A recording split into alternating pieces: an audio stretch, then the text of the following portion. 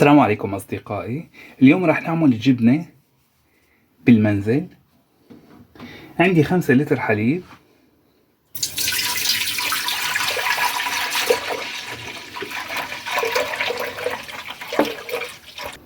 حطيته على الغاز. بدي درجة حرارة ما بين 36 وبين 40. راح نحرك الحليب،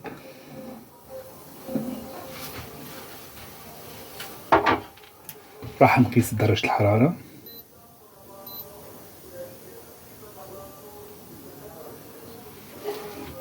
سبعة وثلاثين درجة الحرارة. هلا عندي 40، بكفي. أو عن طريق الإصبع كمان بحيث يتحمل الإصبع. هلا عندي منفحة، أخذت 5 سنتي ل5 لتر وبوزعها وبحرك الحليب.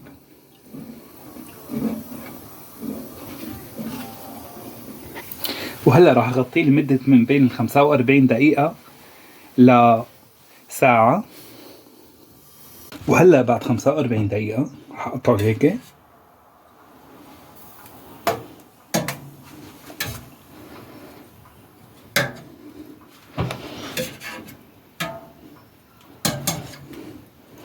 وراح اتركه شي ساعة. أصدقائي، وهلأ بدنا نصفيهم. عندي هالمصفاي وعندي هالشاشية.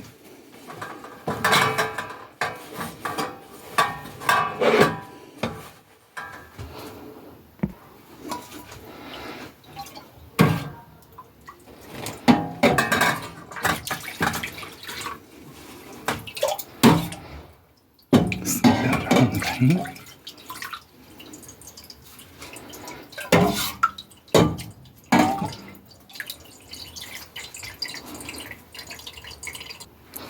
وهلا هيك راح واكبسل. عندي هاي الطنجرة حطيت فيها مي، راح اكبسل. كمان عندي قالب الثاني.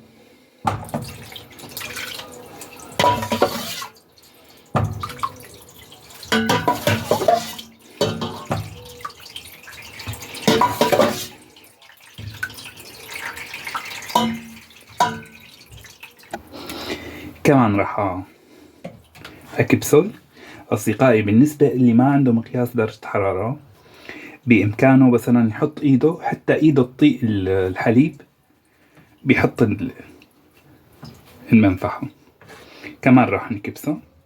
بالنسبة للمصل راح نحط له نص ليمونة أو خل ونرجع نقرشه. هلا أصدقائي، بعد ما كرسناه راح نقطع الجبنة.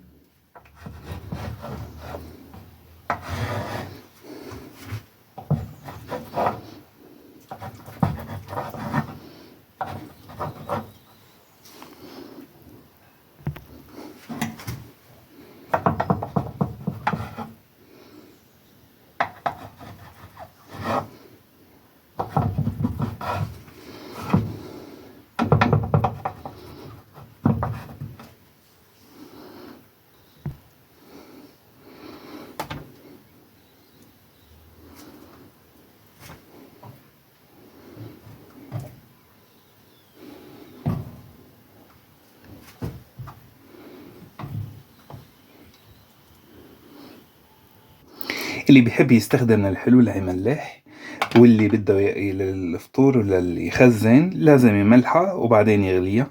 والسلام عليكم.